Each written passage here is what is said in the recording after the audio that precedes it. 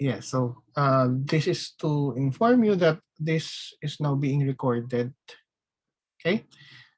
Yung mga magsasalita will be recorded as well. Okay?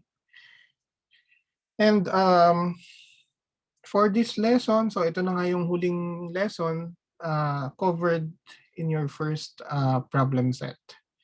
Kasi yung first step, di ba, according to the university memo, there can only be 2 quizzes, I think, no? At most, and then 1 final exam. So yung coverage ng unang quiz will be from the start up to this point, no? Up to homeomorphisms between topological spaces.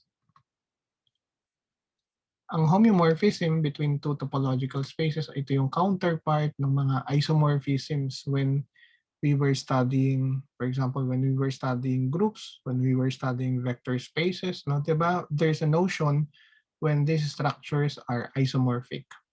Normally, an isomorphism preserves the operations in the, these are bijective functions, no? Which means invertible, that preserves the operations in these spaces, yung mga groups tsaka mga vector spaces. Kaya lang, yung mga groups at vector spaces na yon, they are algebraic in nature kasi ang meron doon sa set mo ay mga operations. No? In this case, we are in a subject called topology. Yung mga sets mo are not necessarily algebraic structures. No? They may not even have operations defined on them. Ang meron sa topological space ay 'di ba mga open set. Hindi ko lang nasabi noon when we were talking about metric spaces, ang meron naman, ang katambal naman ng set mo in that case pag metric spaces ay yung metric o yung distance. Naturally, ang mga maps na para masabi natin ang dalawang metric spaces are alike, no? Just like before, kailangan may bijection between them so that the bijection preserves the distance between points. Ibig sabihin, if 2 points have distance 5, no? After applying the transformation, dapat 5 pa rin yung distance ng mga images nila. Ang tawag sa mga maps na ganyan, isometries, no? Isometries ang tawag kasi nagpre-preserve siya ng distance. Kaya lang hindi natin siya inaral. Nag-define lang tayo ng metric spaces kasi may ibang subject na nag-aaral ng mga isometry sa geometry yan. So for ang counterpart sa topology, kasi we're studying topological spaces as the main structures, no? Ang counterpart ay mga tinatawag na homeomorphisms. At ang homeomorphisms are examples. These are bijections. So therefore they are 1-to-1 and 1-to, therefore invertible, no? Secondly, anong na-preserve ng mga homeomorphisms? They should preserve the open sets. No? So topology, these are types of continuous functions. Ano ba yung continuous functions? Before, no, when we were studying continuous functions in calculus, normally when we talk about a function being continuous at a point, we normally express the definition in terms of limits, hindi ba? May mga criteria kayo na kailangan masunod para maging continuous ang isang function. Kaya lang, sa case ng topological spaces, we cannot just introduce limits of functions because these limits rely on a particular metric on the space. Or kung baka may konsepto ka ng distansya kasi, di ba? Paano kung open sets lang ang meron ka? How would you define continuous functions between spaces? So that will be the problem for today. But I guess before I introduce the definition, let us first have some concepts from set theory. Ito'y inuulit-ulit ko sa iba't ibang subject. Now, if you have a mapping or a function, so kapag sinabi kong mapping or map, no, they refer to a function. If you have a function f from the set x to the set y, so ngayon mga sets lang sila. No? And you have a subset A of X, a subset B of Y. So parang ganito. Paano ba tayo mag-drawing? So imaginein mo ito si X, ito si Y. Then there is your function F. Now you get a subset A that is inside X. No? We define, pag nakita nyo yung, kapag nakita nyo yung symbol na F of A, no? I am really looking at the images of all the points that are in A. So, kumbaga, lahat ng mga points na nandito sa A, iipunin ko yung mga images nila sa kanan, no? Kung ano man yung magiging image niyang A na yan, maaari magiging iba yung itsura niya pagdating sa Y, no? Because this is a transformation. Yun yung tinatawag na image ng A or direct image, no? But most likely sa lesson na ito, hindi tayo mag-uusap tungkol sa mga direct images. We will be more focused on inverse images of sets. So in this case, you have a set X, you have a set Y. This is your function F. We normally look at a set B that is a subset of Y. When we say the inverse image of B under F, it is a set, no? Mga sets ito, no? Kasi set ito, set din ito. Set ito, set din ito. Okay? Anong laman ng inverse image ni B under F? Ang laman yan, as always, ay yung mga elements dito sa X that goes to B. Hahanapin mo lahat ng mga points dun sa domain, no? Na ang images ay nandoon lahat sa B. So parang inaalam mo kung ano yung origin ng buong set na B, no? That's what you mean by the inverse image. Maliwanag naman bakit ang tawag dito direct image, bakit ang tawag dito ay inverse image. Okay? Am I clear so far? Okay. So let's proceed. There are 21 slides. Set theoretically, or speaking of their behaviors as sets, no? Ang mga inverse images, they are more well behaved than direct images. What do I mean by this? This is a very controversial statement, but let me explain what I mean to say by this. If you get a function f from x to y, no, and you get a subset B of Y. So let's try to, every time that you are reading something that looks like math, nakakatulong na i-drawing. No? So for example, ito si B, so that ito si Y minus B. Ang Y minus B, yung complement yun ng B sa loob ng Y. When you look at the inverse image of B, so let's say this is the inverse image of B. According to the property, yung inverse image daw ng complement ni B should be the complement of the inverse image of B. Did you understand? Dapat ito daw yung F inverse of Y minus B. It should be the complement in X of the inverse image of B. So we have this property. You can prove this set theoretically, no? Paano pinoprove ito isa-isa? Ang gagawin mo, let X be here. Tapos yung X dapat ma-prove mo nandito. Pangalawa, let X be here. Dapat ma-prove mo na yung X ay nandito. So yung mga usual standard procedure sa set theory. No? So when I list them down, sabihin, they are true statements, ha? We don't need to prove this in this subject kasi maubos yung time natin. Kasi these are more like set theory. Also, if I get a collection of subsets of Y, so maraming subsets ng Y, mga B sub I, indexed by the set I, ang inverse image ng buong union ng mga B sub I na yon is going to be the union of the inverse images. Okay? Kaya ito yung sinasabi kong well-behaved yung inverse images. Ang inverse image ng union ay equal sa union ng mga inverse images. So you can think of it as if marami kang sets dito, no? tatlo kunwari, B1, B2, B3. Kunin mo raw yung inverse image ng buong union. Ito yung union nila, no? Pag kinuha mo yung inverse image ng buong union na yan, makikita mo, yan daw inverse image na ito, itong inverse images na to, ay union ng individual inverse images ng tatlo.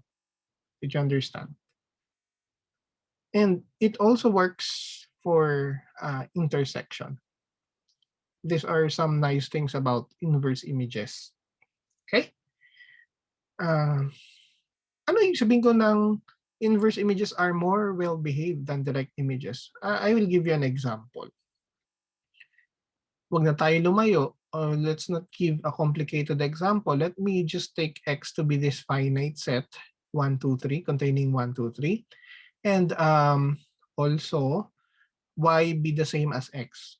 So basically, X to X ito eh. Diba? So let us define this F to be the constant function f of x equals 3 for all x in x. Ano yung sabihin nun?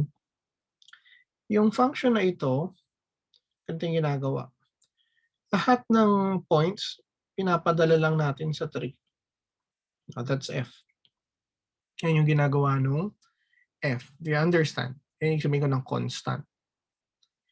If we set A1 to be the singleton 1 and A2 to be the singleton 2, then of course, A1 and A2 do not intersect.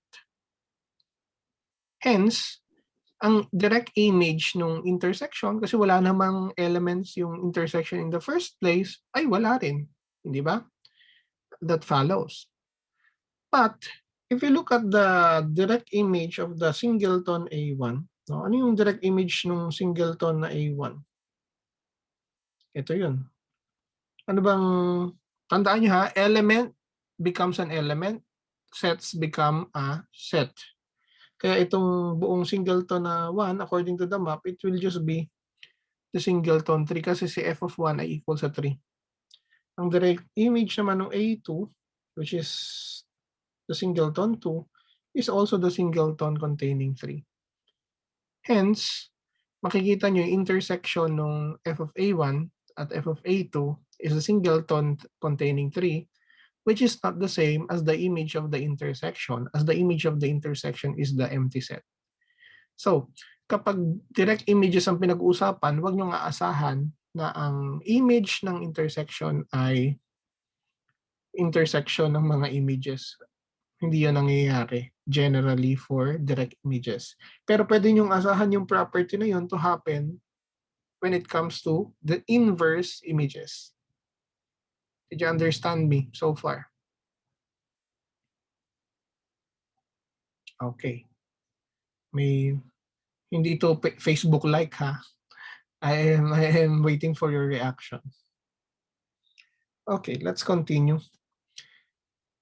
In metric spaces, if you have two metric spaces with respective metrics, no, a function f from x to y can be considered continuous if and only if it is continuous at every point x naught in x. Kumbaga kung continuous siya sa bawat point. Ano ibig sabihin ng continuous sa x naught? Ito yung sabihin nun, yung may epsilon at delta. No? For every epsilon greater than 0, there exists a delta greater than 0 so that the distance in y of the images can be made small, no? As long as the points that where they will come from should be close to one another as well. So kapag sinabing continuous sa metric spaces, ang dalawang images na malapit, no? Dapat nanggaling sa dalawang points na malapit din. Kumbaga, hindi pa pwedeng maging resulta. Paano ba to sa Tagalog? Hindi pa pwedeng maging malayo. Mali. If you saw that 2 points as images are near, no, dapat yung pinanggalingan nila near din. Hindi pa pwedeng malayo yung pinanggalingan nila. That's what you mean by continuity really. Naintindihan niyo? Ang dalawang images na malapit ay nanggaling sa dalawang points na malapit din. That's what you mean by continuity in Tagalog. But, remember that this can be phrased rephrased actually in terms of the following. That is, for every point x in x naught, if you look at the image of x naught under f, and when you construct an epsilon ball around it, imagine nyo may epsilon ball yung point na yan, nasa y tayo. Mali ito, oh. Kita nyo? This is y. Nandun ka sa y. Dapat meron ka makikitang ball around x naught na nandoon sa x, no? Ano pinagsusulat ko dito? What the hell is this? There exists an open ball, but may less than delta. Of course, hindi ko mabuburantang ako, no? There exists an open ball, bx naught delta. Ibig sabihin, an open ball around x naught, okay? So that yung image ng buong open delta ball around x naught is inside the, what do you call this? The epsilon ball around f of x naught. Nire-write ko lang yung definition sa itaas. In other words, you can talk about continuity in terms of balls. We also have learned the following before. Now, I was able to prove this, that this one is equivalent to what is written above, that f is continuous from x to y if and only if the inverse image of every open set in y should be open in x. Kailangan pag kumuha ka ng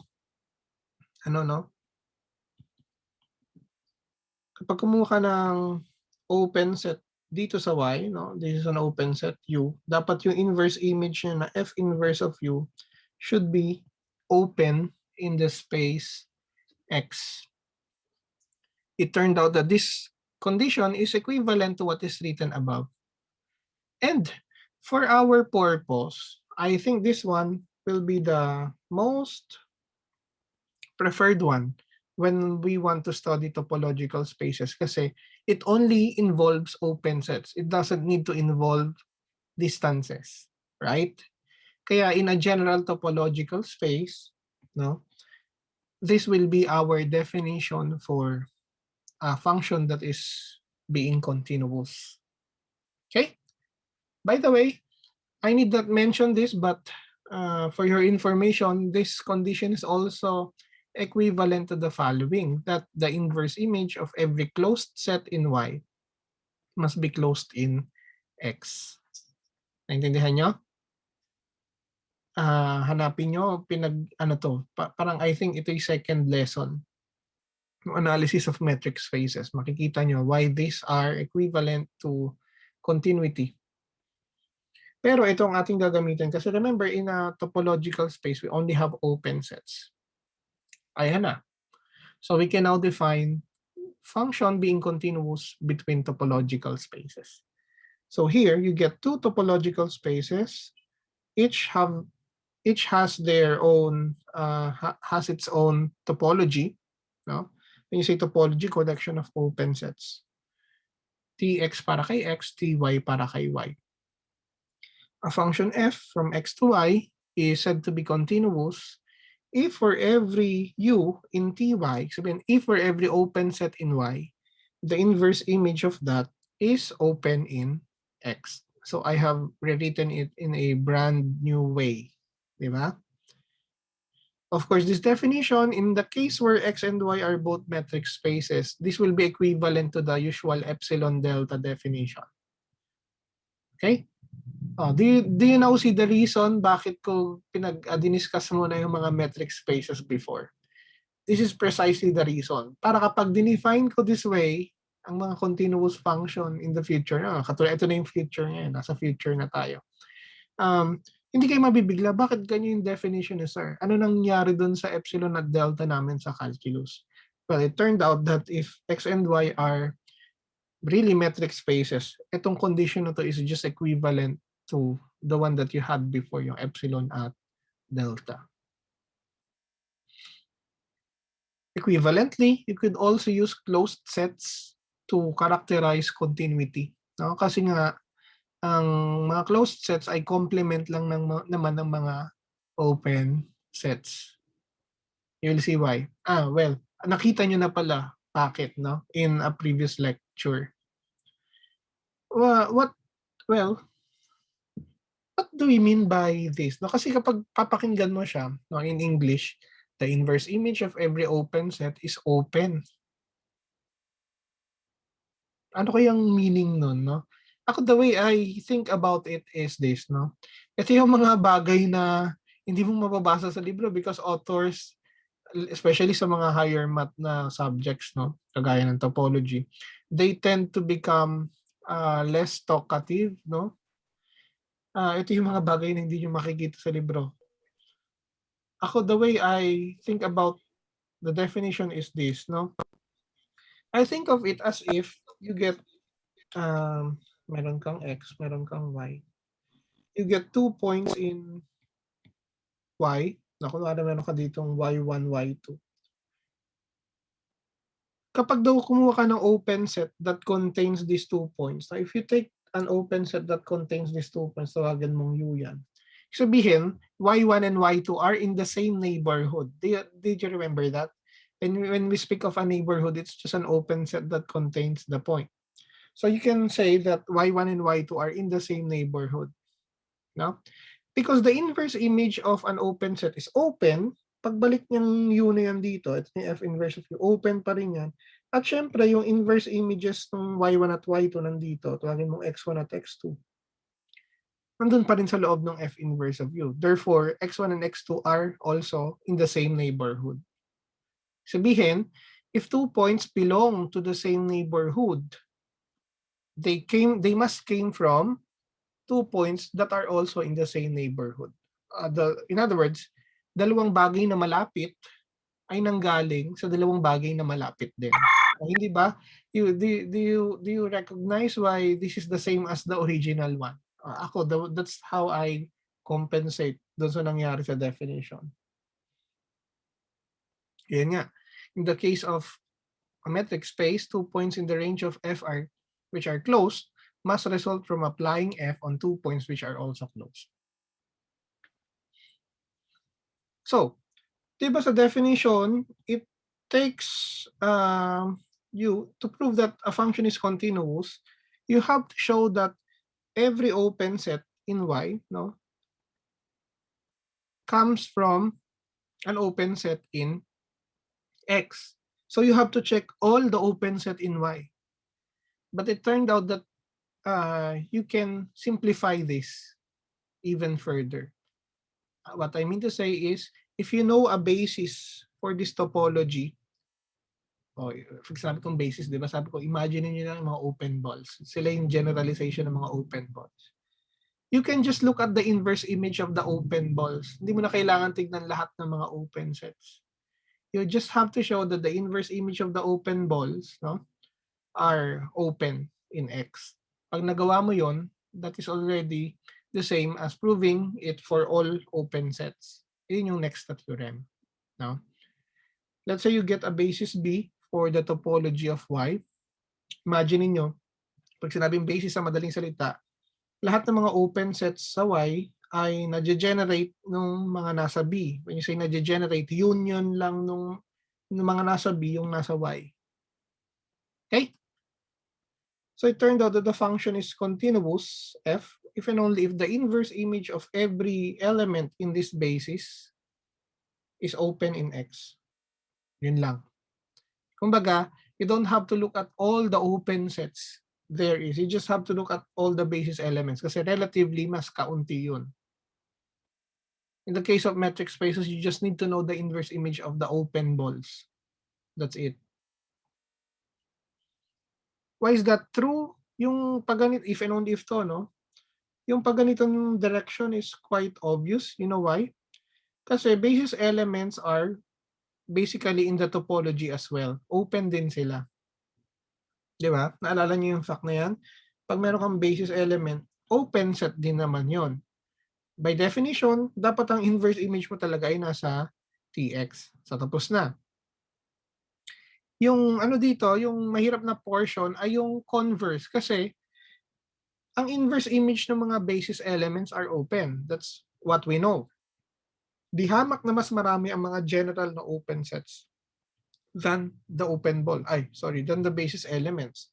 Kumbaga, we are proving this for a larger class of sets, do sa mga open sets. Assuming that it is true for the basis elements, the inverse image of the basis elements is open, bakit magiging open din ang inverse image ng lahat ng mga open sets? Ganito, kumuha ka ng arbitrary na open set sa Y. Okay? Since B is a basis generating Y, anong sabi ko dun? Lahat ng nasa topology ng Y ay union lamang ng a particular collection of basis elements. So CU ay union ng mga B sub i's for some index set I. Okay? That being said, pag kinuha ko yung inverse image ng U, I will be getting the inverse image of the union. And just like before, what I have said earlier, ito equals sa union ng inverse images ng bawat ng bawat basis element. Dahil according to the assumption, yung inverse image yan ay nasa topology ng X, open yan in X. Ang union ng mga open sets in X is still open in X. Kaya yan ay nasa topology pa rin ng X. So open pa rin siya. Therefore, that proves that F is continuous because the inverse image of every open set in Y is open in X. Okay? So at this point, I will be giving you a lot of examples. Okay? Mag-start muna tayo sa mga madadaling example. So if you have a general topological space, of course, I would like to call this the identity map. When I say identity map, it maps X to X, no? Same topology. Tapos, ang image ng bawat point ay sarili. No? Ang tawag nyo dito sa pangbatang math, di ba? Identity function. This is continuous. Why? Kasi, if you take any open set in T, dito ka kukuha sa codomain. Ang inverse image ng U under the identity function, the identity does nothing to the points, kaya ang inverse image ng U ay U pa rin, which is by default in T. Ganun kadali. Yun ang reason bakit ang identity function on X having the same topology must be continuous. Siya yung kauna-unahang. Kumbaga, lahat ng topological space, makakagawa ka ng continuous function palagi from X to itself. Just construct the identity function. Hindi ka mauubusan ng continuous function. Yung sabihin yan. Paano naman kapag meron kang dalawang topological spaces like so? Ang gawin mo, mag-construct ka lang ng isang constant function. Ano yung sabihin ng constant function? Diba sa calculus, pag sinabi mo constant, f of x equals c for all x. Ibig sabihin, lahat ng points sa space mo ay minamap mo sa isang particular na point. Parang, itong example ko na to, you can imagine it as if this is x, this is y, ito yung y naught, mag-fix ka raw ng isang y naught. Ang gagawin mo, lahat ng nasa x, you will just map it to that single point y naught. Yan yung mapping na anong letter yan? Hindi yan K. Ito yung maarting K na Greek kappa. Kasi constant. Constant. Wala kasing Greek letter na C. Ay, hindi ko alam. I don't know. Anyway, bakit ito bakit siya continuous palagi? Why would constant maps be continuous all the time? We have a reason for that. Diba, remember, to be continuous, kailangan ng inverse image ng bawat open set ay open. So, you always begin by selecting an arbitrary open set from here. Ipapakita mo na ang inverse image niya ay open in X. Kailangan nandito ang inverse image. Ano to? Ayan. Pag may open set ka, dalawa lang ang pwedeng mangyari. Ganito, no? Ito si Y, nandito si Y na. Meron kang open set sa sa Y. Dalawa lang ang pwedeng mangyari. Either yung Y naught ay nasa U or yung Y naught ay wala sa U. Did you understand? Kapag yung Y naught ay nasa U, anong inverse image ng ng U? Kasi yung buong function mo, lahat naman nagpupunta sa yung buong yung buong set X mo, yung lahat ng points sa set X mo nagpupunta lang sa y naught. Kaya kapag yung y naught nasa iyo, ang inverse image ng buong u ay yung buong domain, which is X, di ba? Tama ba? Pero kapag ang y naught ay nasa labas ng u, ganyan, tas yung buong X mo dito pumupunta, anong inverse image ng u? May panggagalingan ba yung u? Di ba wala? Walang points ang magpupunta sa u. Kaya ang inverse image niya ay what? Empty set. In either case, nandito man si u, si y naught or wala, itong dalawang sets na to are by default members of the topology in X. Right? Did you get me on that? Kaya ang inverse image ng kahit na open set in Y must be open in X. Kasi dalawa lang naman ang possible na inverse image. Either the whole universe X or the empty set. Do you have questions?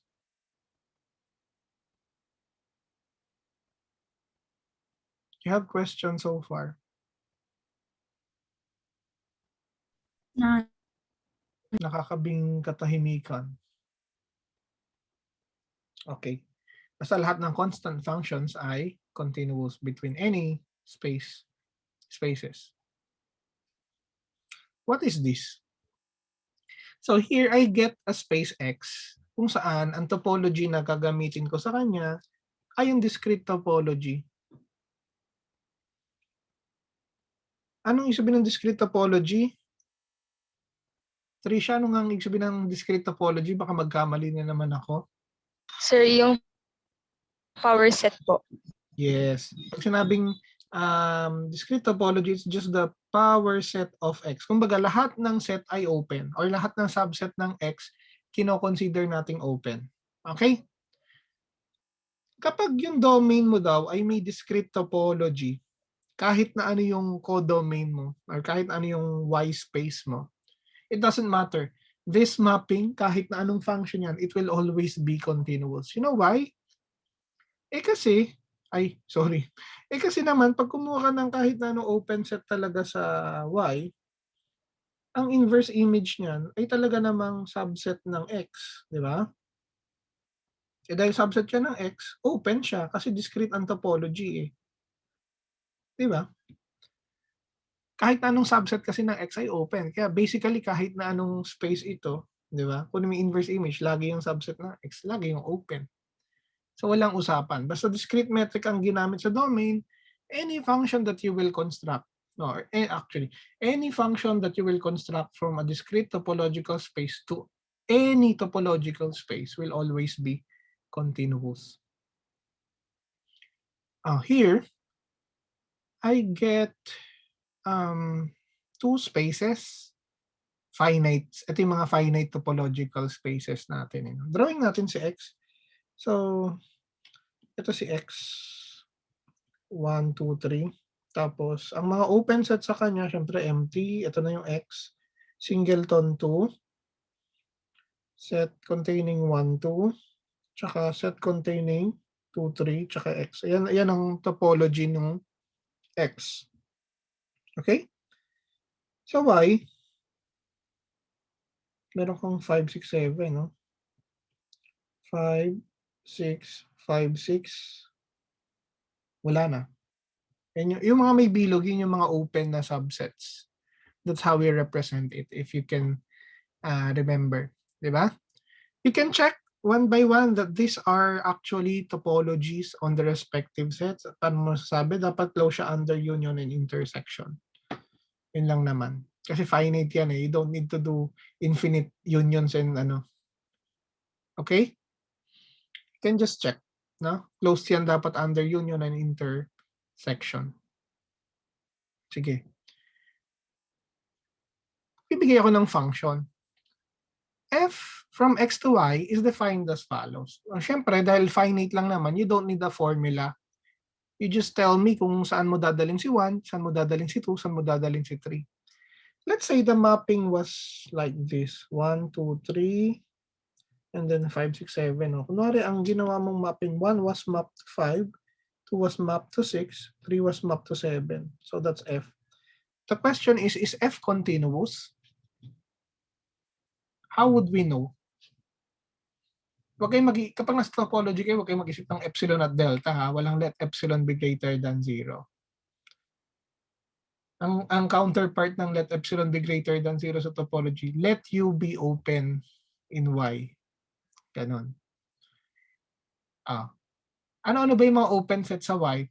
Hindi mo na kailangang mag-let U kasi finite lang naman. You can just check one by one.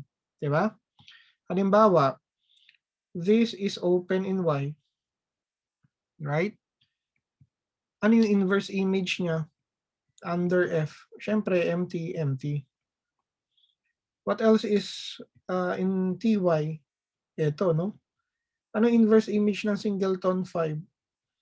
Saan manggagaling yung 5? Looking at the diagram, manggagaling lang siya sa singleton na 1, right? Question, is the singleton 1 open? Tama ba to? Nahihilo ko. Is the singleton 1 open in X? No. Hindi, di ba? O yun palang violation na eh. So therefore, F is not continuous. Hindi pala. Ang intention ko dito yata, gawing continuous eh. Anyway, so hindi. Hindi ko kasi chinek. Nagmata-mata habang tinatype ko yan. Originally, my intention was to show you a continuous function. But it happened na hindi siya continuous. Kasi nakahanap tayo ng counterexample, no? Yung singleton na 5 is open in Y, but its inverse image is the singleton 1, which is not found here. Therefore, it's not open. So, therefore, hindi siya continuous. What is this? Oh my God, mukhang hindi na naman continuous ito. Sige nga, drawing natin. So, ito yung mapping. G maps 1 to 6, 2 to 5, and 3 to 6. Ganyan. Okay, let's look at the inverse images of each one. Siyempre, by default yan na yan. F inverse of the singleton 5, hindi pala F. G. Singleton 5. Ano? Singleton 2. So, open. Okay. G inverse of singleton 6. Ito ng problema. Hindi. G inverse of singleton 6. Saan manggagaling yung 6? Sa dalawa, di ba? 1 at saka 3. Ayan, wala ulit ito dun sa topology ng X. So again, G is not continuous. Okay? Not na naman. Kailangan, paano magiging continuous? Kailangan ng inverse image ng lahat ng mga ito, dapat makikita mo dito. Okay? Do you understand? Sige, as an exercise, ano na lang, ang tanong ka lang, can you construct, may pagbabawal ako, a non-constant continuous map H from X to Y? I will just leave this to you as an exercise. Can you do can you construct a function H mapping X to Y that will be continuous?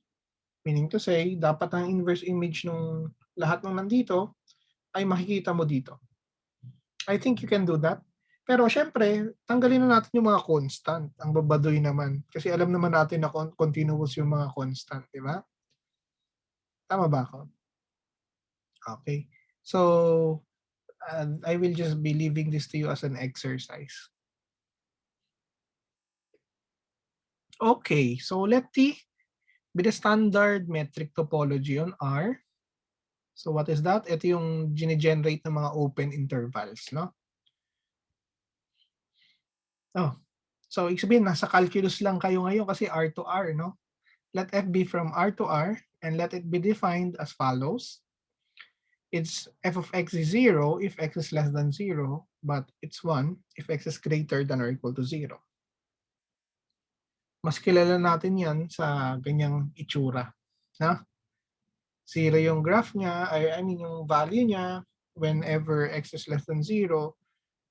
Pero pag nakatungtong na siya ng 0 and onwards, ang value niya na ay 1. 1 ito. Okay? May tanong ako, is f continuous as in the classical sense? Ako na rin nasa calculus lang tayo. Anybody, is f continuous? Can we consider f continuous?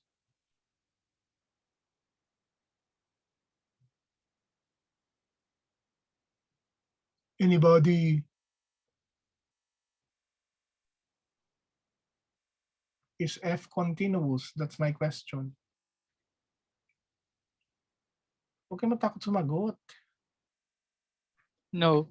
Dali-dali ng sagot, di ba? Tama ni Nico, no?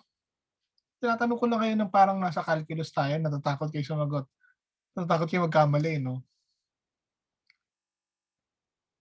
O di ba, as in the usual sense, no, or standard sense, this is not continuous. Obviously, because the graph has a jump. Ang tawag nyo nga dyan, jump discontinuity. Remember? Ang reason nyo noon, when you were a little bit younger, no, how would you justify the discontinuity? You get the limit from the left as x approaches 0. The limit is 0. You get the limit from the right as x approaches 0. The limit is 1. They don't agree, therefore, f is not continuous at 0 because the limit does not exist as x approaches 0. Yun yung ganun ang mga reasoning pag nasa calculus tayo. No? Now that we are in topology, can you give me a topological argument why this is not continuous? When I say topological arguments, I don't need limits. I'm sick of hearing limits from calculus.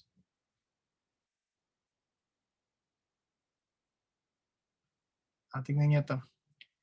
Of course, this map is discontinuous as I've mentioned. Kasi tignan niyo yung inverse image ng interval from 0 to infinity. Where is that? Ito yun eh. 0 to infinity pag ganito. 0 to, let me, ito pala natin. 0 to infinity. Yan yung interval. Open ito ha. 0 to infinity. Ano yung inverse image niya? When you say the inverse image, isa lang naman yung image na nag-fall sa red region, di ba? Ano lang yung image na yun? Ito lang yun, yung 1. Yun lang ang nag-fall doon sa red na region. So, saan ang galing yung 1? Or ano yung mga x so that f of x is 1? Para mong sinasolve, para mong sinasolve yung equation na f of x equals 1. Ano yung mga x kung saan ang f of x ay equal sa 1? Diba? When you come to look at the drawing, mangyayari yung 1 na value kapag ikaw ay nasaan? Mula dito sa 0, papunta sa infinity. Lahat ng mga points na kukunin mo dito, lahat ng mga x na kukunin mo dito, papasok doon sa red na interval. Did you understand? Kaya ang inverse image niya ay yung buong closed interval from 0 to infinity. But as you can tell, although this one is open, no, in R, in the usual sense, this one is not open in R, as in the usual sense. Okay? Yan. Yun nga, yung 0, infinity open yun sa R, pero yung inverse image niya is not open in R with respect to the standard topology. So this is an example of a topological argument why F must not be continuous. Meron akong konting surprise sa inyo. Look at this. This function is discontinuous relative to the standard topology. All right, so let me switch now to topology. Let me switch to a different topology, by the way. This time, let B be the collection of the half-closed, half-open interval AB. Anong laman ng B? Lahat ng mga intervals na ganito ang itsura. Kung i-drawing mo, parang ganito ang itsura niyan. Lahat ng mga intervals na ganyan ang itsura. You know, this collection will form a basis for a topology. How will you check? Yung tatlong action for a basis. Kailangan kahit anong point sa sa real number line. Anong tatlong actions for a basis? Dalawa lang pala yun, sorry. Pag kumuha kasi ng kahit na anong point sa real number line, laging merong ganyang interval na magko-contain sa kanya. That's axiom number 1. Axiom number 2, kapag nag-intersect ang dalawang interval na ganyan ng itsura, diba ito yung B1, nag-intersect siya sa B2, for example, ito si B2. Yung intersection, sa loob ng intersection, hindi ba makakagawa ka ulit ng isang basis element doon? Yun yung B3. Kailangan makakagawa ka ulit ng basis element doon sa intersection. Kaya ito ay basis for a topology. Ang tanong, anong topology yung gine-generate niya? When you say anong topology ang gine-generate niya, what I mean to say is, ang mga open sets ay yung mga union ng mga interval na ito. Okay? For example, hindi lang obvious. Yung interval na ito, for example, open yan dito sa topology na to. Kasi alam nyo, union to nung, halimbawa, 0 to n from 1 to infinity. Hindi ba? Tingnan nyo. I-drawing yung sinasabi ko. Ito yung 0, 0, 1. Ito yung 0, 1. 0, 2, pag ganito. 0, 3, pag hanggang dyan. And so on. Pag kinamuyunion yan, ito, ang lalabas. So for example, ito ay open set na hindi kabilang dun sa basis. What else is open? Ito open din to. Yan. Yung interval na to open din under this topology. How will you write this? So union, ganito. Diba? So this is open in the ordinary topology and on this new topology. By the way, yung topology na ito, ang tawag natin sa topology na to, kaya TL ang pinangalan ko. We call this in topology the lower limit topology. Okay, please take note. Ang tawag natin sa topology na TL, which is generated by these intervals. Lower limit. Meron tayong upper limit topology nung gagawin nyo. Yung mga basis elements, babalik ta rin nyo. Ito naman ang open, ito naman ang closed. Yung topology naman na ma-generate na ng tawag upper limit topology. You may call it as TU if you want. Okay? Now look at the same function as before. Before, ito yung function, yun nga lang kasi ang topology noon, yung standard. But this time, I am considering the same function, but this time, I'm changing the topology. This time, ano nangyari? Sabi ng example na to, it will now be continuous. Weird, no? Yung function na ang graph ay may jump, continuous siya dito sa ano na to. It's considered continuous when you change topology. Anong reason? Ganito. Dalawa lang ang images ng F, no? It's either 0 or 1. Correct? Kung yung 0 at 1, by the way, paano pala natin mapuprove na continuous? Kalimutan ko. Kailangan na lang natin ipakita ng inverse image ng bawat basis element ay open. Yun lang ang kailangan natin ipakita. Kumbaga, we don't need to look at all the open sets. You just need to prove the property for all the basis elements. Kaya usually itong gagawin kong U. May 4 akong cases. Ganito yan. Ba't 4? Yung F kasi may dalawang values, possible values lang, 0 or 1. Wala namang ibang pupuntahan yung X kundi sa 0 or sa 1. Kung nakapasok yung 0 at 1 sa interval na ito, anong inverse image nun? O di lahat-lahat, di ba? Lahat-lahat. Kasi lahat naman ng nasa R talaga pupunta lang sa 0 or sa 1. Kaya lahat makakapasok ka doon. Kaya ang inverse image ng interval na yan ay R. which is obviously in the lower limit topology. Kung yung 0 naman ay nakapasok sa interval na to, pero yung 1 hindi, anong inverse image? Saan manggagaling yung mga nandito? Di yung mga pumunta lang ng 0. Ano ba yung mga pumunta ng 0? Those which are less than 0. Therefore, this interval. But the question is this open in the lower limit topology? I've just said yes a while ago. Kasi union siya ng mga basis elements na ganyan ang itsura. Okay? Therefore, it's open relative to the lower limit topology. Third, paano pag si 0 ang hindi nakapasok, si 1 ang nakapasok? Anong inverse image ng interval na ito?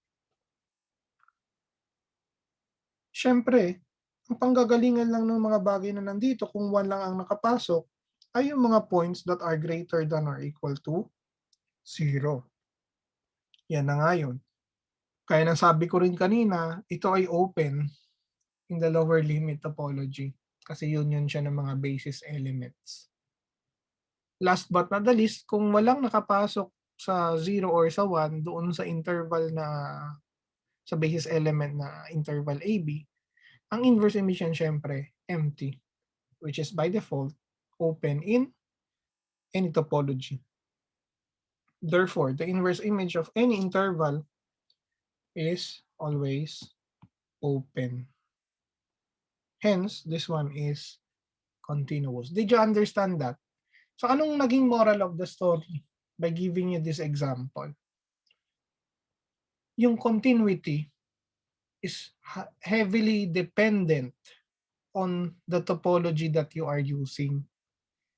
If you somehow switch a topology, yung mga function na continuous dati may not be continuous after changing the topology. Did you understand? So, meaning to say, ang continuity is a topological property kasi nakadepende siya sa topology na bibigay mo doon sa space. Did you understand the lesson so far? I mean, yung tinuro nung dalawang nakaraang example. Ang continuity ay depende sa topology na ginagamit. Sometimes, parehas na function, parehas ang dominant range, magkaibang topology, naging continuous siya dun sa isa, naging discontinuous siya. Did you understand? Please take note of this, ha? Kasi hindi lahat ito nasa textbook. Oh. What is this? Biglang may ganon. Oh, ito, kagaya na ito. Let T be the standard topology on R. TL naman yung lower limit topology. Ayun na nga, siya yung generated by these intervals. Naalala niyo yung identity map, or identity function? F of x equals x yun, di ba? Kaya lang this time, ayokong tawagin siyang ID, no?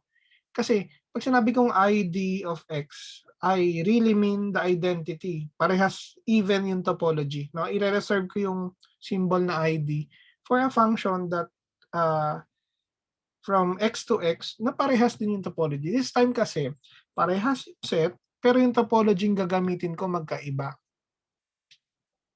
Kanina sabi ko, kahit na ano yung x, ano yung set, basta parehas ng topology, yung identity function ay continuous. I've said that, di ba? Pero here, I changed the topology of the second R. May dalawang R. Yung R, yung unang R, ang topology niya yung usual. Yung pangalawang R, ang topology niya yung lower limit topology. Ang nangyari, when you change the topology, yung identity mapping mo is no longer continuous. Alam niyo bakit? So when you look at this interval, now this is open in the lower limit topology. When you take its inverse image, as F is the identity, it does nothing. Ang inverse image ng interval half closed 0, open 1 ay closed 0, open 1 din. Which is not open in the first topology. Ang mga open kasi dito, yung mga generate ng mga open intervals na actual open intervals, di ba? So that proves that This map, kanina continuous siya, no? I just changed the topology of one of the spaces. Naging discontinuous na siya kasi meron tayong counter example. By the way, if you're trying to prove that a mapping is continuous, you have for all, ang gagawin mo, for all U, kailangan mapakita mo yung inverse image niya ay open. Pero pag papakita mo na discontinuous or not continuous, you just need to find a counterexample. Find an open set na ang image ay hindi open. Na ang inverse image ay hindi open. What is this? So let me define F from the Cartesian product R cross R. Ito yung Cartesian plane to R as follows. F of xy is x plus y. So ito yung multivariable function. No? Alam naman natin from calculus, you don't need to show this, that this function is going to be continuous equipped with the standard topology kasi polynomial function ito. It's a polynomial in x and y. Diba? Theorem sa calculus yan. If a function is just a polynomial function on any number of variables, it will just be continuous everywhere.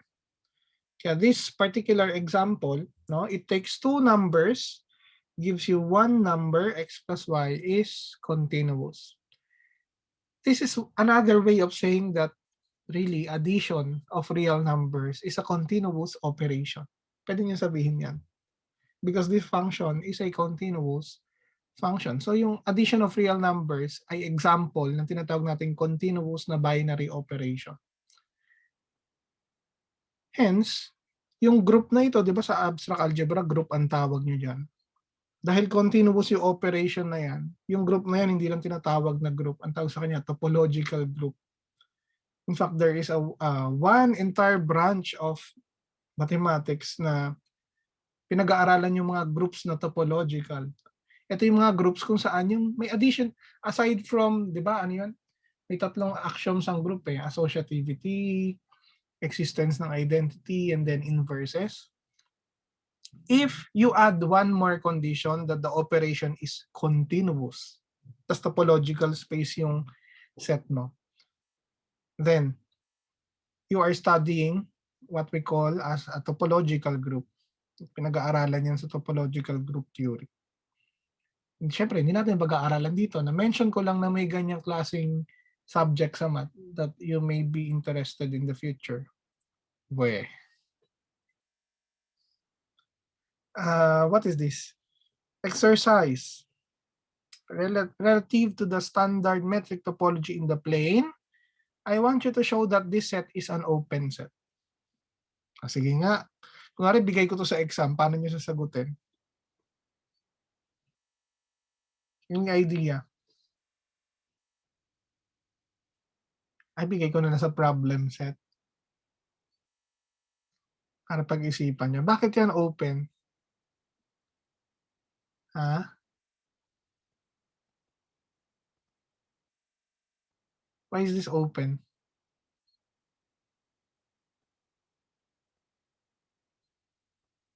Ang gagawin nyo, ayun na nga. Sige na nga. Next time na lang. Let's consider products. So you get two topological spaces with their respective topologies. Tawagin natin T, walang subscript, yung product topology on X cross Y. Ano yung sabihin ng product topology on X cross Y?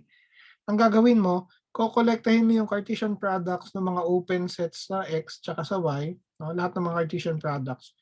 Di ba yung collection na to, it's not necessarily a topology. Pero napatunayan natin before that it is a basis for a topology. So yung generate ng mga Cartesian product na yun yung tinatawag nating product topology on X cross Y. The following maps are continuous. What is this? Pi x. Anong ginagawa ng pi x? Ang definition niya, it takes every point xy in the Cartesian product to just x. Binubura niya lang yung y coordinate. Did you understand anong ginagawa ng pi x? And the other one, pi y. Ano naman ginagawa ng pi y tsaka pi x? Ang pi y naman, binubura niya lang yung x coordinate, iniiwanan niya si y. So pwede niyo isipin, kunwari, r yung real number line yung x at saka y. Hindi ang x cross y, r cross r, di ba? Parang imagine niyo, ganyan lang. Ito kunwari si si x, interval na lang. Ito kunwari si y. So ang x cross y, ano x cross y? O di rectangle siya, di ba? Itong x cross y. Ano yung pi x? Ang ginagawa ng pi x, pag meron kang point na xy dito, yung pi x simply directs this back here. No? Yun yung ginagawa ng pi x. Ay, pi na x na tuwid. Ang ginagawa naman ng pi y, pag ganito. Ito yung image naman ng xy. You understand? Ang tawag sa kanila actually projection map. Kasi bakit projection? Parang anino. Ang image kasi ng buong x cross y, no, under pi x, ay ito, yung x. Kung ano yung anino niya doon sa x-axis. Kung ano naman yung anino niya sa y-axis o yung tinatawag na projection. No? Kaya pi ang ginagamit kong symbol kasi it stands for a projection map. These mappings are projections and they are both continuous. Wala ko sinabi. Ay, ito pala. Sinabi ko pala continuous. Ba't sila continuous? Sige nga. Let u be open in x. Ito muna tayo, yung una. Okay? Kukuha ka ng open set in x. Anong inverse image under pi x nung u?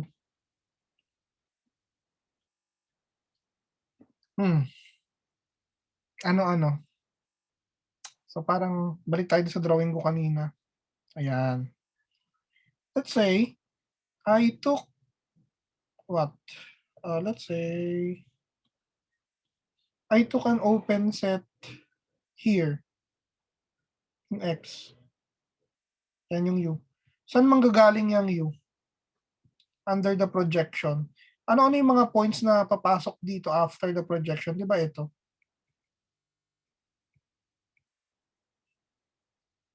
Yun yung pi x inverse of u. Parang yung strip na yan, yung open strip na yan. How will you describe that in terms of a set? Di ba ano yan? Set of all, what is that? How will you express?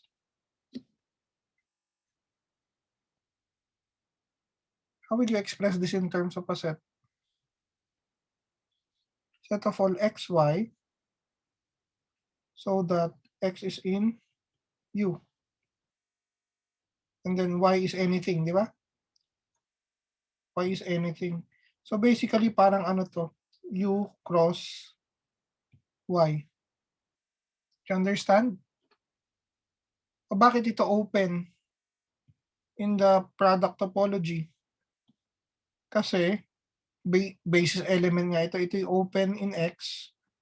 Sorry, open in x. Ito naman ay open in y. Kaya ito mismo ay nandito. Basis element siya talaga. Same thing with pi y, yung projection map on y, it's also continuous. Let me illustrate this projection map using another type of space na pinag-aralan natin before, yung cylinder na space. Ang cylinder ay cross product ng S1 tsaka ng I. Ito yung S1, ito yung I. Ang produkto nila upon taking the Cartesian product is the cylinder. When I say cylinder, I only mean the surface, no, the lateral surface. I mean yung nandito sa gilid lang, yun lang. Hindi kasama yung ibabaw, walang ibabaw yan, walang ilalim. Makakalusot ka dyan pag dadaan ka sa ilalim pataas, no? Did you understand? Now, how do we illustrate the projection maps? Ang gagawin mo, kukuha ka ng point doon sa lateral surface ng cylinder. So, halimbawa, ito yung point na yan. to get its image under the projection maps, kukunin mo yung drawing mo yung dalawang line na yan. No? So you can imagine na itong point na ito was determined by this vertical line and by that circle. No? Siyempre, pag ginalaw mo yung, pumili ka ng ibang point, let's say ito yung point na pinili mo, mag-iiba yung yung address niya. Ito yung circle address niya. Ito naman yung vertical line na address niya. Did you understand? Iba-ibang point, iba-iba ng coordinate. Parang coordinate kasi yan eh. Parang this is one coordinate system, another coordinate system. So yung mga point mo dito may dalawang coordinates. Did you get me on that? Yes. Okay. So ano yung mga projection maps? Ito yun. Yung pi S1, yung image ng point na yan under pi S1 is this, the pink point over here. No? And yung image ng buong cylinder na to, of course, ay yung circle lang na ito. Remember yung lateral surface lang ng cylinder kasi ang kasali. At ang image ng projection pi I ay yung buong interval. In fact, kung ito yung midway between, dapat ito yung midway between them. And yung mga projection maps. Parang ang ginagawa ng projection maps, tinidecompose niya yung product para makuha niya or ma-retrieve niya kung saan nanggaling. Did you understand me? Ang magiging purpose niyan later ng mga projection maps, if you have a product of more than 2 spaces, for example, the projection maps will somehow retrieve kung saan nanggaling yung space na yon. Kumbaga, ano yung mga space na nag-Cartesian product para mabuo siya. Kaya mo ginagawa yung mga projection maps. Tandaan nyo, itong mga projection maps laging continuous. Kasi, in fact, yung result na yan, totoo, no? Let's say, I have spaces x1 up to xn. Kahit na ilang x yan, basta finite, no? If you look at the projection maps, yung projection maps na ito yung, ang domain niya yung product, ito yung product. And then, ang range niya nandito sa xi, sa ith coordinate. Ang ginagawa nito, nire-retrieve niya lang yung pang I na coordinate. Ngayon yung ginagawa ng pi I. This map will always be continuous as long as, may theorem tayo later, as long as this product is finite. Kapag infinite na yung product na hindi pa natin pinag-aaralan, ano ibig sabihin ng infinite na Cartesian product, sir? Let's say x1 cross x2 cross, ano itsura ng mga points niyan? Kung countable yan, ang mga terms niyan parang mga sequences na pinag-aralan nyo sa advanced calculus, di ba? Yung mga sequences. Mga sequences ang elements niyan. Anyway, paano kapag hindi countable? Bahala na tayo doon later. It turned out na kapag infinite na yung product, yung continuity ng ng mga projection map ay hindi nagagaranti. Kaya meron tayong revision na gagawin sa pag-construct ng topologies dun sa infinite na product. Kasi yung paraan natin ng pagko-construct ng topology dito, it turned out na yun yung problematic. Kaya kapag in-extend mo siya sa infinite na product, yung mga projection maps hindi na magiging continuous. Ba't kailangan natin sila maging continuous? Siyempre, nasa topology tayo. Okay? Kalimutan nyo muna yung sinasabi ko kasi yun ay nasa later part na lesson. So these three statements are basically the three basic properties of continuous functions. Number 1, tungkol sa subspace. How do you think about number 1? So I want to explain this in a way na hindi lang babasahin yung word for. Let's try to read this slowly. So sa A ay subset ng X. No? The map I sub A is a function from A to X. I cannot, although its definition is I of A equals A, no? When you look at its definition, parang identity function lang siya. But I cannot call it the identity function because these are not the same. Si A ay nasa loob ng X. Parang ang ginagawa ko dito, can we have a scratch? Magbukas ako ng scratch. What's that? ito yung X. Si A ay subset ng X. No? Tapos gumagawa ulit ako ng isa pang kopya ng X. Ginagawa nung IA. Ang domain nung IA, itong A lang. No? Yung IA mo. Yan. Siyempre, ang image niya rin A. Kasi ang definition ng IA, ganyan lang. Ayan yung ginagawa ng IA. Ang tawag natin dyan, embedding. Pero, huwag na natin bigyan ng pangalan. Sabi na ito, yung function daw na ito ay laging continuous. Parang obvious naman. Obvious ba? Hindi obvious. Alam niyo bakit? Kasi yung depende sa topology na ginagamit. Remember, A is a subset of X. It has a different topology. It has a different topology with X. No? Iba ang topology ni X, iba yung topology ni A. Ang topology ni A ay although kinuha sa X, pero ang tawag natin doon, di ba, subspace topology. Gusto lang natin ma-ensure na kapag kumuha ka ng open set dito sa sa X, ang inverse image niya ay open in A relative to the subspace topology. Okay? That's number 1. Number 2, ito, lagi nating pinag-uusapan to kahit sa iba't ibang subject eh. If you have X, Y, at Z, you have a map F from X to Y, you have a map G from Y to Z, the composition G circle F, which is a map from X to Z. Kung si F at G daw ay parehas continuous, yung composition na ito ay continuous din. You will see that later. Why? At ang mahalaga dito sa tatlo, itong number 3, kasi ito yung gagamitin ko sometime later. Okay. So let's say I have a space X. Ito na pala. Here, X is a union of a certain collection of open sets in X. No? Si X ay union ng mga open sets mula sa kanya. Kumbaga kaya mo siyang hati-hatiin into a union of open sets in it. Okay? Then let F be a function from X to Y. So I have an F, no? And for each I, magde-define ako ng Fi. Fi. Now I don't know if you were able to come across with this notation. Yung F na may vertical bar. Are you familiar with this, anybody? May teacher ba kayong gumamit niyan?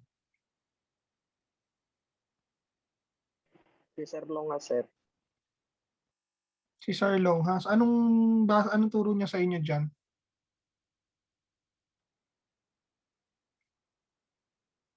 Si Paul? Ano yan? Ganito yan. I will kind of explain. Hindi naman ako teacher niyo sa sa ano ba yun? From the FCM. Usually dapat sa FCM din naturo to. Let's say your function is from X to Y. Okay. Then I get a subset. Let's say I have a subset here. I call it U. Pag sinabi kong F vertical bar U, ang basa dyan, restriction of F on the set U. When I say restriction, si F din siya, kaya lang yung domain mo, paliliitin mo sa U. Hindi mo natitignan yung images ng mga bagay na nasa labas ng U. You will just simply concentrate on this piece. Intindihan nyo? Si F din siya. Kung anong ginagawa ni F sa U, yun din yung gagawin ng F restriction ni F on U. Ang pinagkaiba lang nito from F is that yung domain. Ang domain kasi ng X yung buo. Ang domain na itong restriction, kaya nga siya tinawag na restriction, ay U lang din. Did you understand? So parang yung restriction na ito ay equal lang siya sa F of X for all X in U. Pag nasa U ka, parehas lang sila ng ginagawa. Yun yung sabihin ko ng symbol na iyon. Now, I will tell you the story about the theorem in theorem number 3 because I think this is important. Kunwari ang X ko ay union ng tatlong open set. Open ito ha, huwag nyo na akong pag-drawingin ng may dash na na boundary, nahihirapan ako dun. Kunwari ito si X. Si X ay union ng U1, U2, U3. Pare-parehas mga open ito, no? Okay. Then I have a function from X to Y. So that's F. Ayun yung F na yan, pwede mong hatiin sa tatlo. Ayokong sabihin ito, pero ayokong gamitin yung word na hatiin kasi hindi naman siya set na pwede mong hatiin, function yan eh. Ang sinasabi ko, you can consider the 3 restrictions of F. Meron 3 restrictions sa F na titignan tayo. Si FU1, si FU2, tsaka si FU3. No? Ay, pumangit yung sulat ko. Si FU3. Itong FU1, para hindi tayo mahirapang magsulat, tinawag ko na lang na F1 doon sa theorem.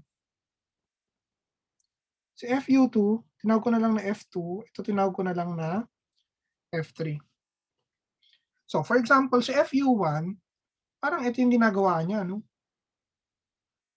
Yan lang, ito lang si FU1 or si F1. Si FU2 naman, nakatingin ka lang dito sa, walahin ko nga ng dilaw to, para makita niyo. Ito lang FU2, ito lang siya. Okay? Or tinatawag kong F2. At ang FU3, kuha tayo na ibang color. Ito. Ay.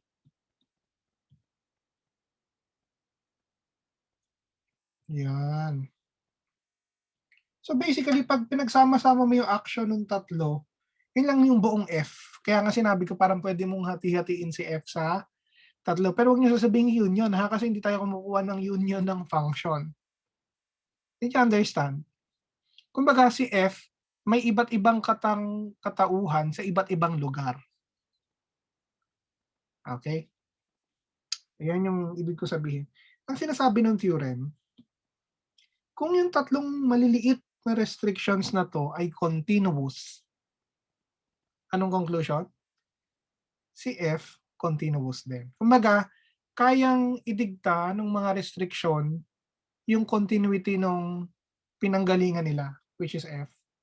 Kung yung bawat isa raw dito ay continuous, dapat yung F mismo ay continuous. Parang nagko-conclude tayo sa isang malaking bagay gamit yung mga maliliit na portions niya.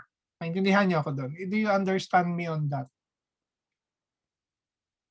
Sa case na ito, yung X kasi ay union lang ng tatlong open set. Doon sa theorem, si X ay union ng marami. Tingnan natin. Ayun o.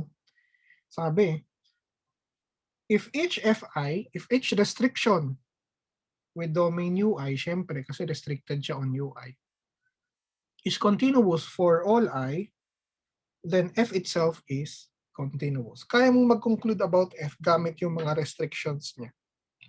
Excuse me. Do you understand?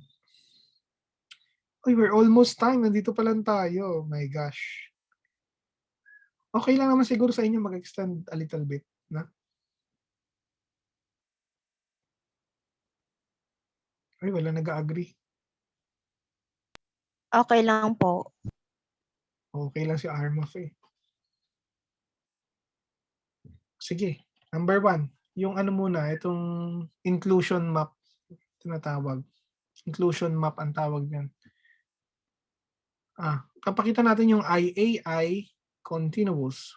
Gagawin nyo lang, kuha ka ng open subset sa X, kahit ano.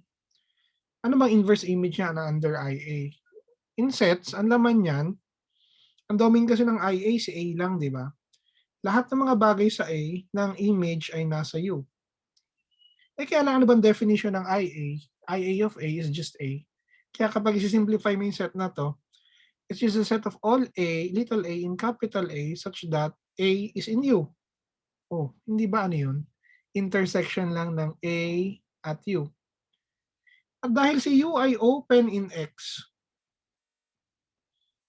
Yung inverse image na to ay intersection ng A with an open set in X. O di ba open yun in the subspace topology? Naalala niyo yung subspace topology? That's what we mean by being open in A. Kailangan yung set na yun ay intersection ng A with some open X set in its mother set. Tapos ay number 1. Yung number 2 naman, continuity nung nung composition. Let me try to draw that one more time. Ganito na lang. X, Y, Z. I will rewrite the proof. Ano to? G. Ito yung G circle F. Ang kailangan natin pakita, pag kumuha ka ng open sa Z, kailangan yung F, ang kailangan mangyari yung G circle F inverse nung U, dapat maging open sa X, di ba? Tama ba ako? Dapat ito yung open sa X kung si U ay open sa TZ. Yan yung kailangan mangyari para maging continuous yung composition. Ang gagawin nyo, hindi ka didiretso. Kunin mo muna yung inverse image ng U under G. Ito, open yan sa Y. Diba? Kasi si U ay open sa Z, si G is continuous from Y to Z, therefore G inverse of U is open in Y. Now, because this is open in Y, if you take the inverse image of this under F, ganyan, no? This is open in X. But remember in set theory, ang G circle F inverse of U ay pareha sa F inverse of G inverse of U. Shoes and socks property ito. Kaya siya open in X. Ito yung proof. Sinulat ko na ito. Pinaliwanag ko na sa inyo. See? Nakuha niya? Yan yung proof. Let's look at the theorem number 3. Ito. I-assume natin na yung bawat restriction, kagaya na nasa drawing ko, isipin nyo ulit tatlo lang yung, si X ay union lang ng U1, U2, U3, para hindi kayo malilito ha. Although yung UI dyan could be many talaga. Assume that each Fi is continuous. Assume that each restriction is continuous. Bawat restriction, bawat ibang I, magkakaiba sila ng domain ha.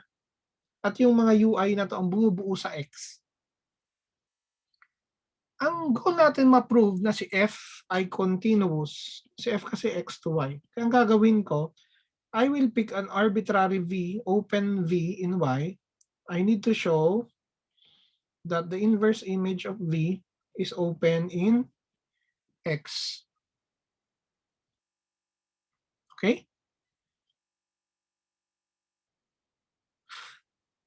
Ngayon, ito kasing restriction na ito is assumed continuous. Kaya for each I, yung inverse image ng V, kasi yung V ay open sa Y, yung inverse image ng V for each I, dapat ito ay open in UI. But UI is a subspace of X. Diba? Si UI ay, what do you call this? Bumubuo sa X. Si X ay union ng mga UI. So si UI ay subset ng X. Kung ito ay open in the subspace topology of UI, ibig sabihin yan, pwede mo siyang isulat in the form of the following. Intersection siya ng UI, tsaka ng isang open set in X. Definition of subspace topology. Therefore, yung inverse image ng V ay pagtutulong-tulungan ng inverse image ng mga restrictions. Ito'y dahil sa fact na si X ay binubuo ng mga UI. Okay? Gagamitin mo to, lalagay mo to doon. Ganyan. Again, tapos na. Si UI kasi ay open in X. Si VI ay open in X. Therefore, this finite intersection is open in X. Therefore, this is open in X. Ang union ng mga open sets in X is open in X. Tapos na. That proves the continuity of F. So tandaan nyo yun ha. If the restrictions of F in each of the open components are open, then F itself is, ay mali. Teka lang, nalilito na ako. If the restrictions of F in the open components of X are continuous, then F itself is continuous. Gagamitin ko siya somewhere later when we talk about connectedness. Eh hindi ba? Ito na, nandito na sa main point. Konti na lang naman. Normally in any mathematics, when we talk about objects, we would like to know kailan sila equivalent or essentially the same. Para sa group, kailan sila isomorphic. Sa vector space, ganun din, kailan sila isomorphic. Sa ano bang mga subject yung may ganito? Yung mga subject na nag-aaral ng mga structures. O sa topology, ganun din. Kailan ang dalawang topological spaces can be considered topologically the same? Gusto natin, syempre, ang napre-preserve yung mga open sets kasi yun yung meron sa mga spaces. So we want to have a bijection F. When we say bijection, invertible. No? So that kapag si U ay nandito, open sa X, dapat yung image niya ay open din. Ang tanong, paano mangyayari yun? Kung if and only if yan. Para ma-preserve ang mga open sets, you have to ensure that both F and its inverse are continuous function para magbabalikan lang yung mga open sets. Remember, pag continuous kasi, ang inverse image ng open set. Kapag ngayon, yung F tsaka F inverse parehas continuous, ibig sabihin yung mga open sets mo, they just match with each other. Do you understand me on that? Kaya ang definition natin ng homeomorphism ganito. Homeomorphism is just a bijection between the topological spaces so that both F, dahil bijection may inverse, both F and F inverse are continuous. Take note, ang F inverse maps Y to X pabalik.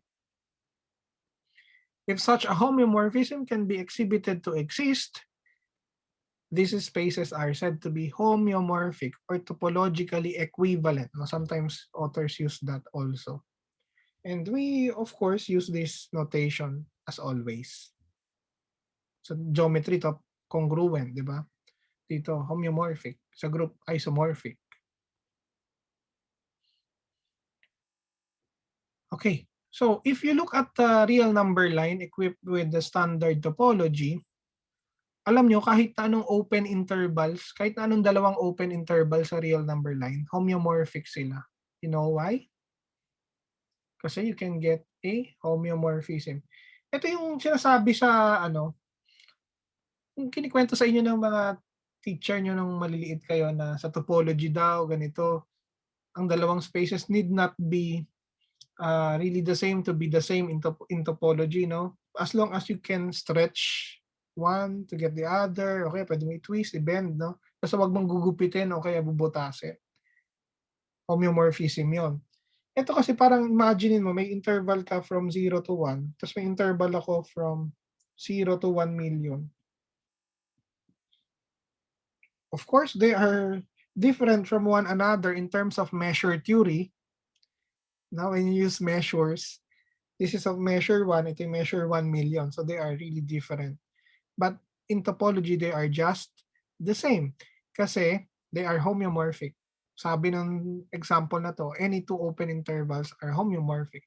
Kasi pwede mong i-stretch, imaginein mo na i-stretch mo to, ilahin mo siyang ganun, parang gawa siya sa goma to get this. Ito yung function, ito yung formula that stretches the interval AB to get the interval C. Tingnan nyo, when X is A, anong value ng F of A? Tingnan nyo, anong value ng, ilagay mo dito A, magsi-0 to. So, ang F of A ay C. Diba? Ano yung F of B? Pag B ito, cancel, D ang lalabas sa sagot. So, ang image ng A ay C, ang image ng B ay D. Essentially, ganito yung ginagawa ng function na yan. I will tell you. Ito yung interval na AB, let's say. Kunwari, ito yung interval na CD. Hindi sila magkahaba, pero ano. Ang ginagawa ng function na yan ganito. Okay? Yan. Drawing mo yung arrow na yan. Kung ito yung x, ito yung f of x. Pag yung x gumagalaw dito, syempre gumagalaw din yung f of x. Did you understand? Ito yung formula ng function na yan. And what can you say about this function? This is nothing but a linear function. And what do we know about linear functions? Huh? They're continuous. And they have inverses which are also linear. Therefore also continuous. Kaya ito ay perfect example ng homeomorphism. In fact, ito yung formula na ginagamit ko kapag gusto ko i-convert yung grade nyo. Halimbawa, 1 to 40 yung exam. O, di may interval kang 0 to 40. Gusto mo siyang i-stretch from 50 to 100 kasi yan yung grading system natin, di ba? O, ito yung formula. Yung 0 mo magiging 50, yung 40 mo magiging 100. Yan yung ginagamit na formula ng mga teacher nyo kapag gustong yung scores ma-convert sa 50 to 100 or kung anong scale man ang gusto nyong gamitin. Kumbaga, magkaibang scale lang pero parehas na bagay ang pinag-uusapan. Diba? Kaya nga, homeomorphic. Consequently, any two intervals of this form are homeomorphic. Kasi arbitrary yung AB tsaka CD dyan. What is this? Okay. Yung tangent function.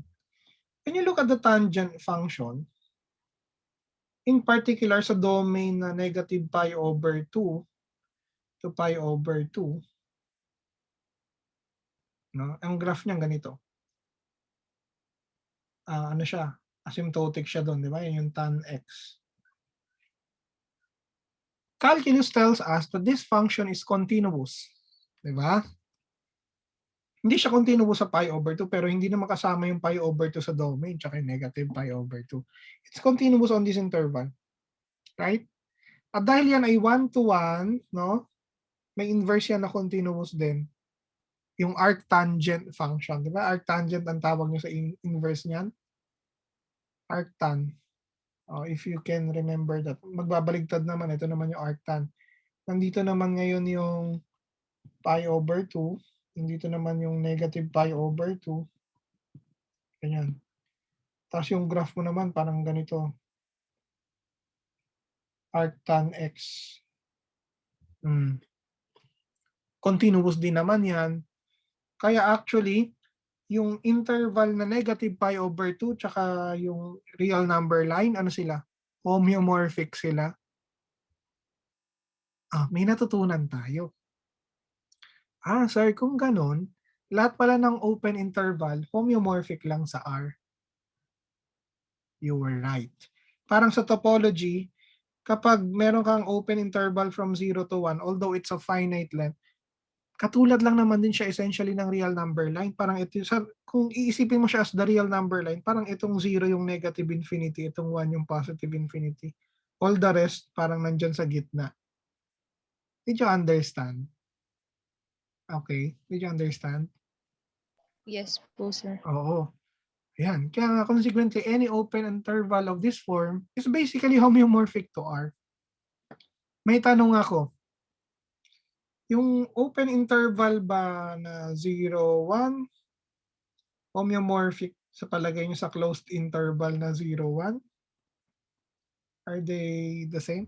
Although we cannot answer it now, but I want you to take a guess. Homeomorphic ba sila? Yung open tsaka closed? What is your guess? They are not. Alam nyo reason? So I will tell you the reason, but for now, we don't have a proper language for the reason. No? Ang reason, sa closed interval, pag nagtanggal ako ng isang point, hindi necessary na madi-disconnect siya. Halimbawa, tanggalin mo yung 0. Pag tinanggal mo yung 0, connected pa rin naman siya. Gumamit ako ng word na connected. Mga next na lessons natin yun eh. Diba? Pero dito sa open interval na 0, 1, pag nagtanggal ka ng kahit aling point dyan, disconnected na siya. That's one reason why this open interval is not homeomorphic to this interval. Meron siyang topological property na hindi property nung isa. Okay?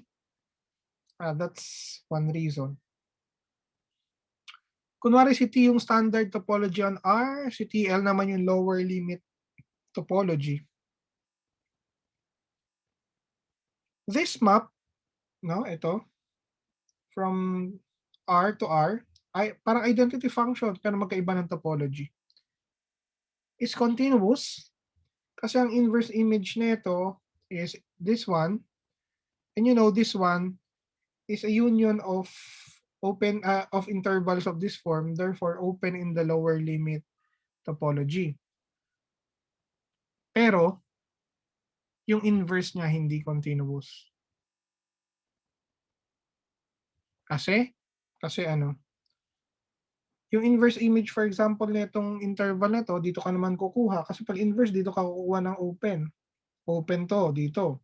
Pero ang inverse image niya ito, ang inverse image ng inverse ay si F. Yeah? Ang direct image ngayon ng interval na yan ay ito, which is not open in the standard topology. So this example shows you na hindi porket si F ay continuous at bijective, it doesn't mean na ang inverse ay continuous na rin. Kaya hindi ito homeomorphism. Okay? A bijective continuous function need not be a homeomorphism as the inverse may not be continuous at all. Hindi guaranteed na continuous ang inverse kung continuous ang bijective continuous function. Although in calculus, there's a theorem, yung inverse function theorem, kasi standard topology ang ginagamit doon. I think this is the last example. I'm sorry, medyo na ano tayo, nakulaan na ano ng oras. Look at this interval, 0 to 2 pi, not including 2 pi. Ang topology niya, yung topology sa R, hiniram yung topology sa R. S1 yung unit circle, right?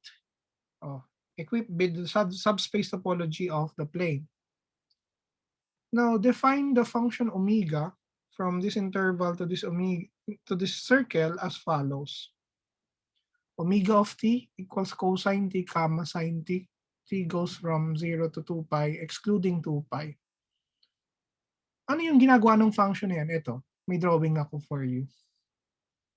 Ang ginagawa ng function na yan, habang si t umaandar from 0 to 2 pi, yung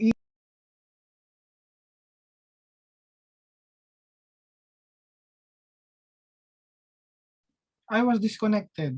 Are you still there? I don't know what Yes, happened. sir. So let me reshare. Matatapos naman na. I'm so sorry.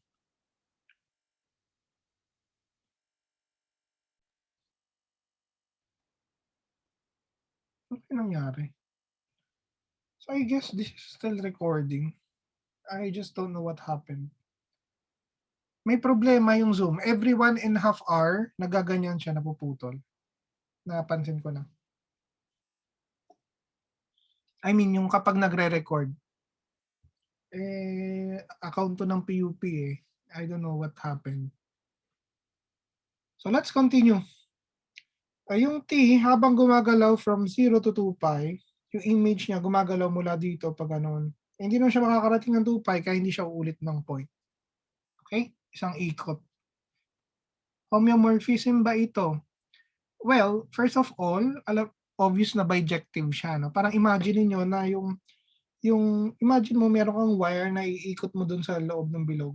Parang iniikot mo ito doon. Okay? It is even continuous. You know why?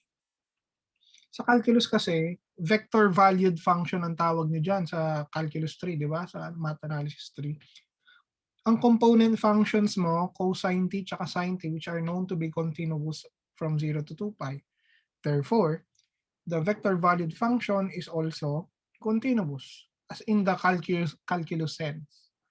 The problem with this is that yung inverse niya ay hindi continuous. Bakit kaya? Ang reason, no, you can consider this sequence of points. Pn cosine, wait, 2 pi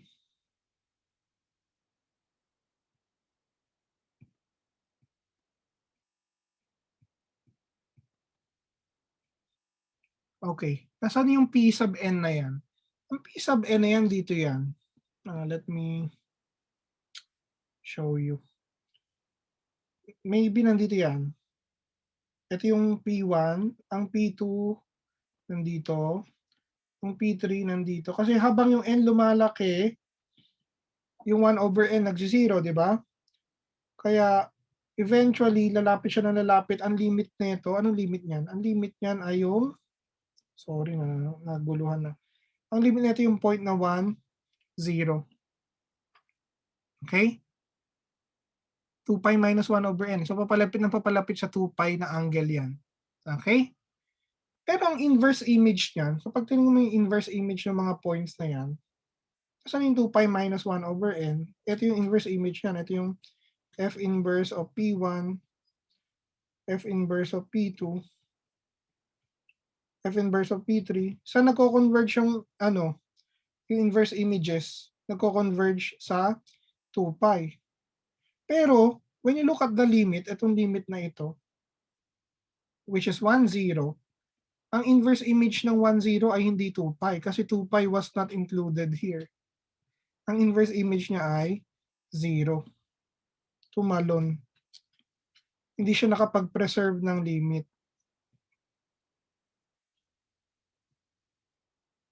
Kumbaga, ang image ng limit ay hindi parehas sa limit ng images. Therefore, the inverse is not continuous. Ang reason talaga, pag kasi ito i-undo mo, ito yung reason talaga na pag i-undo mo, yung bilog gagawin mo ulit line, kailangan mo siyang putulin. Sa topology, bawal yun.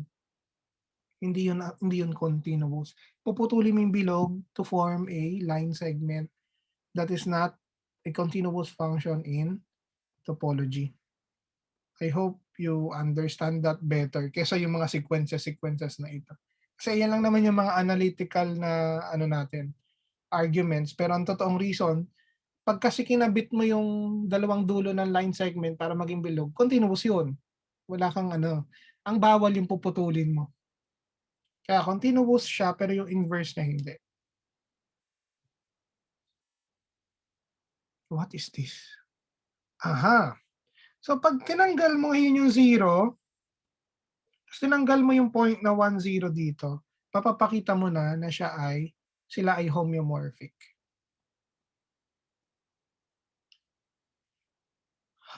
Last slide. Si T yung standard topology on R, tapos yung TD, yung discrete topology on R. Bakit sila hindi homeomorphic? Can you explain why? Madali lang ang reason yan. Una, ganito. Dito kasi lahat ng subset open. Dito hindi lahat ng subset ay open. So hindi magmamatch yung mga open sets kahit na anong gawin mo. Yun yung reason. Did you understand the reason? Lahat kasi ng subset dito open whereas dito hindi. So they are not homeomorphic. At this point, kaya nga ito yung hatian natin. No? Ito yung naging main division natin. Kasi may reason. Ang fundamental goal kasi sa topology, if you know, is really to classify spaces up to homeomorphism. Or in other words, paano mo masasabi kailan ang dalawang spaces homeomorphic or not?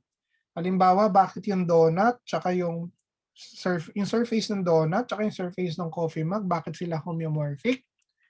Well, ito yung homeomorphism unti-unting nangyayari. Nakita nyo ba?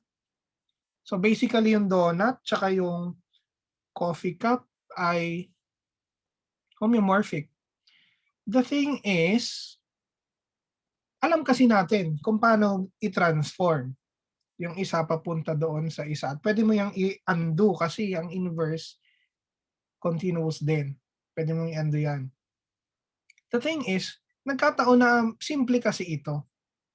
No, maraming mga objects topology ang hindi simple at hindi natin alam kung homeomorphic ba sila or hindi. We cannot even answer. Ang goal na talaga ng topology, can we find an easy test, an easier test? Kasi mahirap maggawa ng homeomorphism, right? Intervals nga lang pinag-uusapan natin kanina, nag-linear function na tayo na kung ano-ano, di ba? Nag-tangent function pa ako para lang mapakitang homeomorphic yung ano. Generally speaking, mahirap hanap or mahirap mag-construct ng homeomorphism between homeomorphic spaces kasi. So, are there properties na na-preserve ng homeomorphism? What do I mean by that? Halimbawa, later on, pag nag-aral kayo ng higher topology, you will learn that the number of holes, butas, in your space will count as an invariant. When you say invariant, under a transformation, hindi nagbabago yung number of holes ng space. Kaya lang, ang tanong doon, paano natin i-define yung holes? Diba? Kaya nagkaroon ng mga iba-ibang branches ng topology. Nagkaroon ng algebraic topology. Yung algebraic topology, pinag-aaralan dyan yung mga butas ng mga spaces. Halimbawa, yung t-shirt nyo, ilan kaya butas niyan? O kaya yung straw na hinihigupan nyo ng kape, ilan bang butas ng straw? What do you think is the answer? Masasagot yan ng tinatawag nating algebraic topology. Ang pinag-aaralan natin, take note, ay basic topology pa lang or elementary topology. Wala pa tayo dun sa pinaka-hardcore na topology. But I'm telling you the story kasi I've been there, done that, nakalimutan ko na. Yung algebraic topology gumagamit ng group theory to classify spaces. Halimbawa yung donut na yan, merong associated na group yan. Kung di ako nagkakamali, cross product ng Z with Z. Ang kanyang fundamental group na tinatawag. Kapag anong nangyari, lahat ng surfaces or lahat ng shapes may kanya-kanyang groups na ina-associate, G1 at G2. Ang mangyayari, pag yung mga groups nila isomorphic, it turns out na yung mga topological spaces are homeomorphic. Kumbaga dinadaan mo sa group theory yung pagka-classify ng mga spaces, kaya tinatawag nating algebraic topology yun. This is a very broad subject in itself. Sa graduate school, ko na napag-aralan yung subject na yan. So if you want to learn something deeper in topology, you have to enroll in a graduate level mathematics. This subject is just an introduction. Yung second half na itong klase natin, ang gagawin natin, pag-aaralan natin yung mga properties na nape-preserve ng homeomorphisms. Halimbawa, connectedness, compactness, yung mga ganyang klaseng salita sa topology.